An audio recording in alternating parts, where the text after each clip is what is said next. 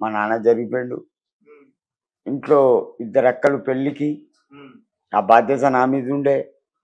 వరంగల్ మార్కెట్లో కూరగాయలు అమ్మిన. చాలా కష్టపడ్డానండి. నా ఇద్దరు అక్కల్ని బయటికి పంపిన మీలాంటి వాళ్ళ దయతోటి. ఆ తర్వాత 89లో నేను లవ్ మ్యారేజ్ చేసుకున్నా. నా భార్య she is the nice and nice lady. ఎన్నడూ ఉప్పనలే, నా చెయ్యి వదలలే. ఏమిచ్చినా తిన్నది, ఏం పెట్టినా తొడిగింది. కానీ ఇది కావాలయ్యా అని ఇప్పటి వరకు నన్ను అడగల. ముగ్గురు కొడుకులు, ఒక పాప. ముగ్గురు, ఒక పాప. అందరు పెళ్ళిళ్ళైనాయి, కానీ ముగ్గురు కొడుకులు బెస్ట్ అండి, బెస్ట్. నా పాప is the nice and nice. ఆమె ఇంట్లోనే నేను ఉన్నా ఇప్పుడు. ఓకే, ఎందుకు కొడుకులకు దూరం అయ్యో? వాళ్ళు బాగలేదు. Best candidate 3 members. ఒకనికి డబ్బాష, ఒకడు భార్య గులాం, ఒకడు తాగుబోతాడు. అందువల్ల నా పాప, నేను, నా భార్య ఇద్దరం. నా పాపకు 3 పిల్లలు, 2 పాపలు, 1 బాబు. వాళ్ళతో ఆడుకుంటా గడుపుతాం. మీలాంటి వాళ్ళు ఎవరిని ఇచ్చింది నా పాపకిస్తా. అబ్బా నక్కు అంటది, బాబు వద్దంటది. అయినా బలవంతానికి తన చేతిలో పెడతా. నెక్స్ట్ నిన్నేం అడగాలి, నువ్వే చెప్పు. ఏముందండి, ప్రపంచంలో మంచి, మర్యాద, నీతి, న్యాయం, అవినీతి, అక్రమం, అధర్మం, అవినీతి, ఈ 4 కాళ్ళ మీద ఇప్పుడు ప్రపంచం నడుస్తుంది బాబు. అలా జరిగిపోయింది. కొడుకులు అయితే చెడ్డాలు అంటావు. చెండాల. ఒకడికి డబ్బు కావాలా? అదేలే చెప్పావు కదా. సో మరి మహేష్ బాబు గారిని కలుస్తావు ఎప్పుడు? 12th నాడు. తమన్ గారు అయ్యో నీకు అమౌంట్ ఇచ్చారంటే? 5,000 ఇచ్చారండి. కొంతమంది లక్ష రూపాయలు అంటున్నారు, అది ఫ్యాక్ట్. నాకు ఇచ్చింది 5,000. ఇగో ఇతనే తీసుకుపోయిండు. వైజాగ్ సత్య గారు తమన్ గారి దగ్గరికి 5,000 రూపాయలు కవర్లో పెట్టి నాకు ఇచ్చిళ్ళు. అవి నేను నా భార్యకి ఇచ్చిన. నా హెల్త్ బాగలేదని సత్య గారు చెప్పిళ్ళు. ఇతను నా గాడ్ గిఫ్ట్ అండి. Okay right. సత్య గారు చెప్పండి, తమన్ గారు ఎంత ఇచ్చారు, ఎలా పిలిచారు, ఏ టీం పిలిచింది, ఎప్పుడు వెళ్ళారు, సందర్భం ఏంటి? నాకు నవంబర్లోనే పిలిచారు, డిసెంబర్లో డేట్ ఇచ్చారు. డిసెంబర్ 20వ తారీఖున షూటింగ్ ఉంటుంది గుంటూరు కారం అనే మూవీలో. అందులో మహేష్ బాబు గారితో పాటు ఈయన కూడా డ్యాన్స్ ఉంటుంది అని చెప్పారు. సో కరెక్ట్గా షూటింగ్ టైంకి ఈయన జంప్ వరంగల్. మాకు తెలియదు వరంగల్ వెళ్ళాడని. అప్పుడు నేను, వాళ్ళ భార్య, వాళ్ళ కూతురు అందరం కూడాను వెతికాం చాలా. గాంధీ హాస్పిటల్కి వెళ్ళి అడ్మిట్ అయిపోయాడేమో, ఉస్మానియా హాస్పిటల్కి వెళ్ళి అడ్మిట్ అయిపోయాడేమో, ఎక్కడ అడ్మిట్ అయిపోయాడని వెతికాము. ఇంకా ఎప్పటికి కనిపించలేదు. అప్పుడు ఒక ప్రముఖ ఛానల్లో ఇంటర్వ్యూ ఇచ్చారు. ఇంటర్వ్యూ ఇస్తే నాకు వరంగల్లో ఒక ఫ్రెండ్ ఉన్నాడు, పీటర్ అని. అబ్బాయి ఫోన్ చేశాడు, సత్య 1 వీక్ నుంచి ఈయన వరంగల్ బస్ స్టాండ్లోనే పండుకుంటున్నాడు అని అన్నారు. అప్పుడు ఆ విషయం గుంటూరు కారం టీంకి నేను చెప్పినాక మేమంతా వెళ్ళి కార్లో తీసుకొచ్చిన టైంకి ఇంకా షూటింగ్ ప్యాకప్ ఓవర్. కానీ మహేష్ బాబు గారితో మంచి ఛాన్స్ మిస్ అయ్యావు కదా. వచ్చుంటే ఈ టైంకి వచ్చుంటే మహేష్ బాబు గారితో ఈయనకి స్టెప్ ఉండేది. అది జరిగింది కదా. కానీ తమన్ గారు తర్వాత ఎస్ఎస్ తమన్ గారు కాంటాక్ట్ అయ్యారు నాకు. నేను తీసుకెళ్ళినాక ఈయనతో ఇంటరాక్ట్ అయ్యారు, మాట్లాడారు. ఏది నీ డైలాగ్ చెప్పన్నారు, ఈయన డైలాగ్ చెప్పాడు. చెప్పిన తర్వాత ఆయన కవర్ ఇచ్చారు, సీల్డ్ కవర్. అది తీసుకెళ్ళి అలాగా అలా ఆవిడకి ఇచ్చేసాడు. మీకు డబ్బులు వస్తున్నాయి, తమన్ గారు కూడా డబ్బులు ఇచ్చారు. ఇచ్చిన తర్వాత కూడా మీరు ఇంట్లో లేకుండా ఎందుకు రోడ్డు మీద పడుకుంటున్నారు, ఇంకా రోడ్డు మీద తిరుగుతున్నారు? మా అక్కకు ఆరోగ్యం బాగాలేదండి. నా సొంత ఊరు వరంగల్. నా పెద్దక్క, నాకు 4 అక్కలు, 1 చెల్లె, ఇంటికి 1 కొడుకును. నా అక్కలు నా వెనక ముందు అడిగిన వాళ్ళండి, ముగ్గు మూతి. అటువంటి అక్క బాగలేదంటే పోవద్దా బాబు? నీకెలా వచ్చింది అక్కకి ఒంట్లో బాగాలేదని? నాకు మీలాంటి వాళ్ళు కలిసి చెప్పిండ్రు వరంగల్ వాళ్ళు, అక్క బాగాలేదు పాష, ఒక్కసారి పోయి చూడు, చూడబుట్టిన తోడు కనపడదంటే పోయిందండి. అది నా తప్పు. లేకపోతే డబ్బేంటి సార్, మీరు ఎంతైనా సంపాదిస్తారు, కానీ అక్క చచ్చిపోతే కనపడుతుందా? అక్క అంటే బాగా ఇష్టమా? పంచా ప్రాణండి. చిన్నప్పటి నుంచి నేను చూసుకుంది. ఓకే, అంటే ఇద్దరిని కలిసి, ఒక అక్కనే కలిసావా, ముగ్గురిని కలిసావా? అందరినీ కలిసా. ఒక అక్క మిస్ అయింది, పెద్దపల్లి. అర్థం కాల. పెద్దపల్లి పోలా. ఇక వీళ్ళు వచ్చేసిళ్ళు, నేను వచ్చిన వెళ్ళలేకపోతే. అంటే ఒకసారి అందరినీ చూద్దాం అనుకున్నావు, అందుకని వెళ్ళావు నువ్వు. షూటింగ్ ఉంటే తర్వాత చూద్దాం, ఫస్ట్ మనకి వెళ్ళి ఇంపార్టెంటేనా? చూడబుట్ట తోడు కనపడదండి. ఇప్పుడు నేను చచ్చిపోతా, నీకు కనపడతారా? కుర్చీ తాత అయితే కనపడదు కదా, అది నా స్వభావం. మరి ఏమంటుంది అక్క, నిన్ను చూసి సంతోషపడిందా? మీద పడి ఏడ్చిందండి. నేను చచ్చిపోయాను అనుకున్నారు. సుమారు 10 సంవత్సరాలే వరంగల్కి వెళ్ళక నా సొంత ఊరికి. అమ్మో, 10 సంవత్సరాల తర్వాత వెళ్ళావా? అందరూ ఇంటి ముంగడికి వచ్చి కుర్చీ తాతిచ్చిండని సెల్ఫీలు, డైలాగులు అంటే ఆ స్వీట్ మెమరీసే వేలు sir. Okay, right. So Pasha గారు కుర్చీ తాత కాదు, నీ పేరు పాషా కదా. సో పాషా గారు, అసలు మీ చిన్నతనంలో మీ డ్రీమ్ ఏంటి? మీరు అసలు ఏం అవ్వాలనుకున్నారు?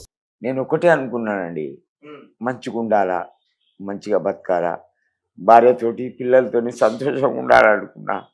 ఆ సంతోషం నాకు ఈ వయసులో వచ్చిందండి. సుమారు ఒక 6 సంవత్సరాలు ఎర్రగడ్డ రైతు బజార్లో పడ్డానండి. 6 సంవత్సరాలు.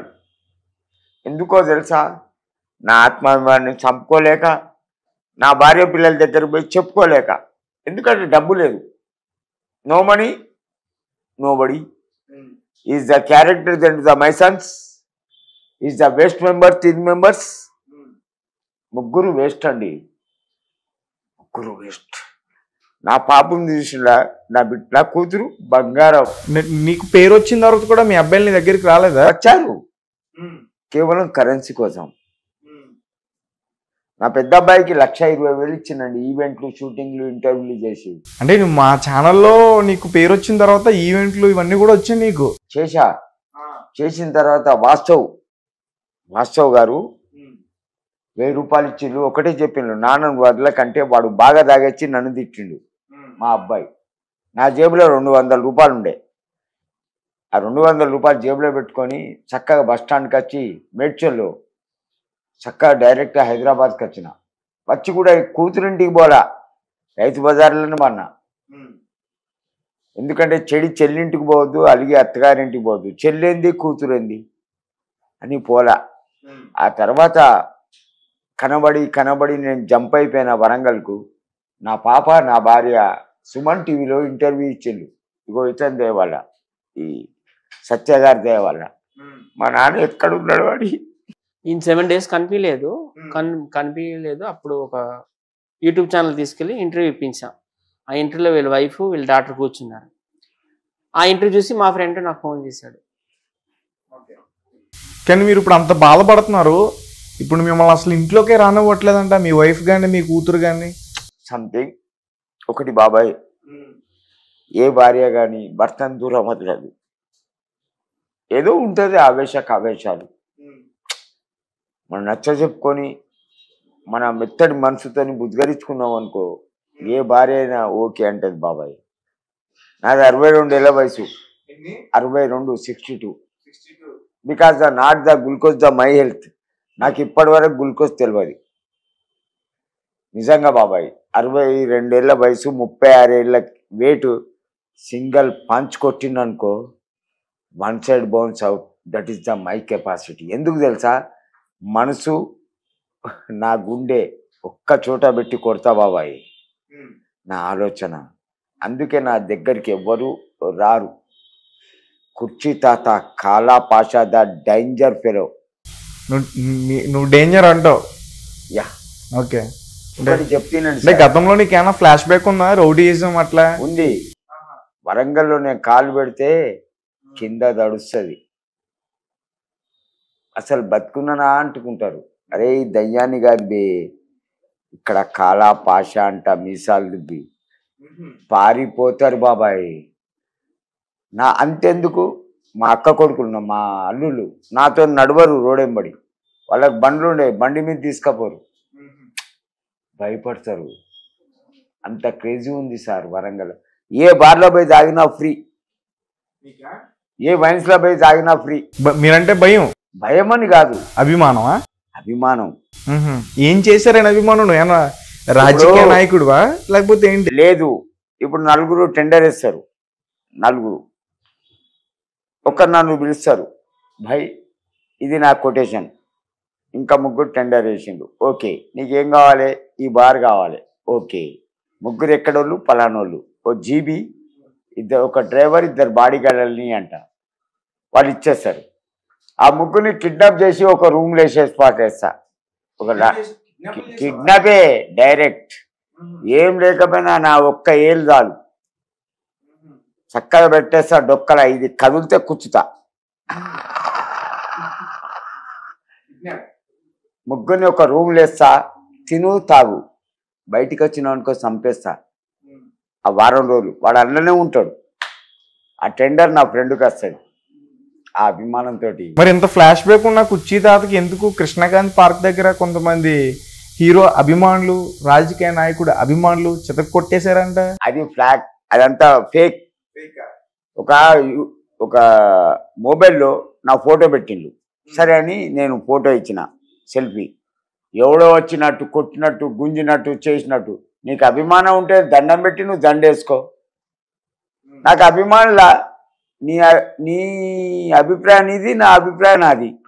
పవన్ కళ్యాణ్కు నీకు దండం పెట్టి దండేసుకో, నాకు ఇష్టంలా, అవునా, అంతే, దట్స్ ఇట్. మరి కొట్టేటోడు ఎవడో ఉంటే ముంగటి ఖర్చు కొట్టు, ఒక్కటే గుద్దుకు బండ పెట్టకపోతే భావించో, నా అయ్యకు నేను ముట్టలా, నా అయ్యకు నేను ముట్టలా.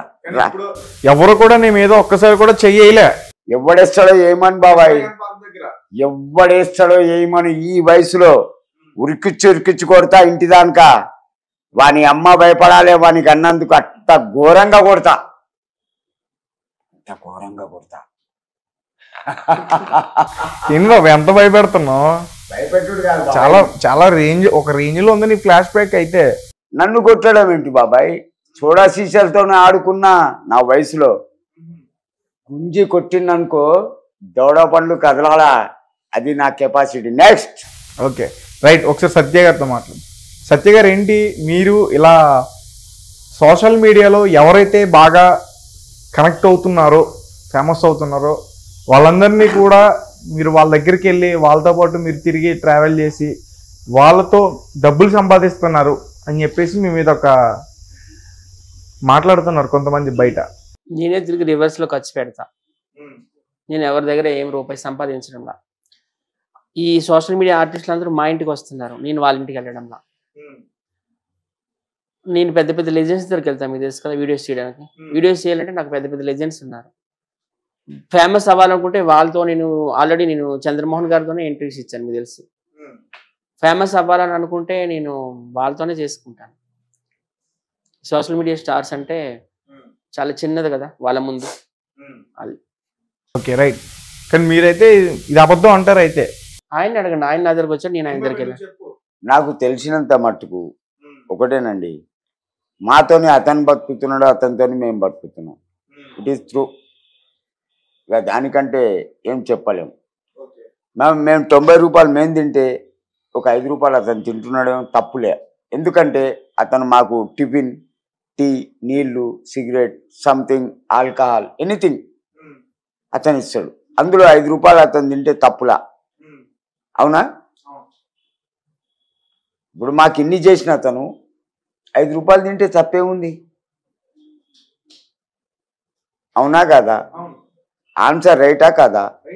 మరి దాన్ని తప్పు పట్టడంలో జనాలకు ఏం తింటున్నాడండి?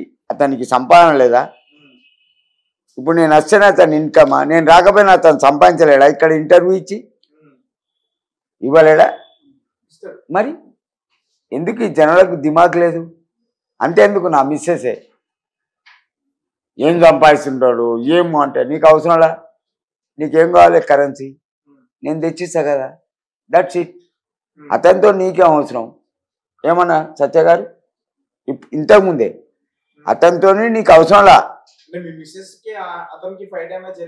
ఆ ఇంటికాడ నాతోటి నాతో ఏం జరగల, నాతోనే ఉంటారు. నాతోటి ఎందుకు పోతున్నావు, ఏం తెస్తున్నావు, ఏమంటే నా ఇష్టం, పోతే పోతా లేకపోతే పంట, అవునా కదా? నాకు చేత కాదండి, నేను పండుకుంటా. ఆ సత్యగారు ఏమంటారు, నా రూమ్ రాగలను, కానీ ఇతని రూమ్లో పంటే నేను బ్లేమ్ అవుతా. భార్య పిల్లలన్నాక ఇతని రూమ్లో పంటే నేను బ్లేమ్ అవుతా.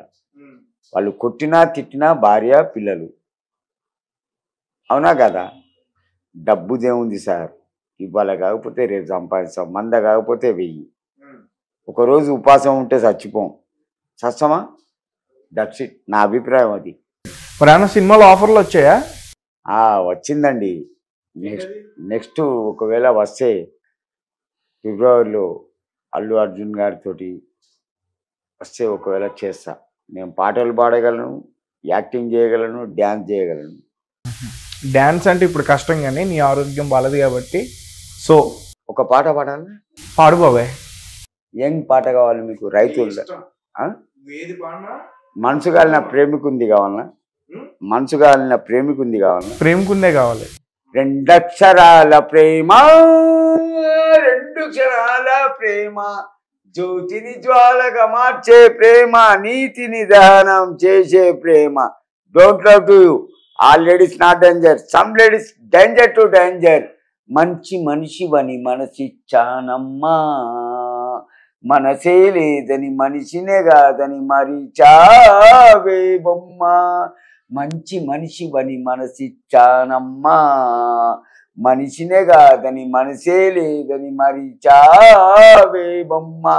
2 అక్షరాల ప్రేమ, 2 క్షణాల ప్రేమ.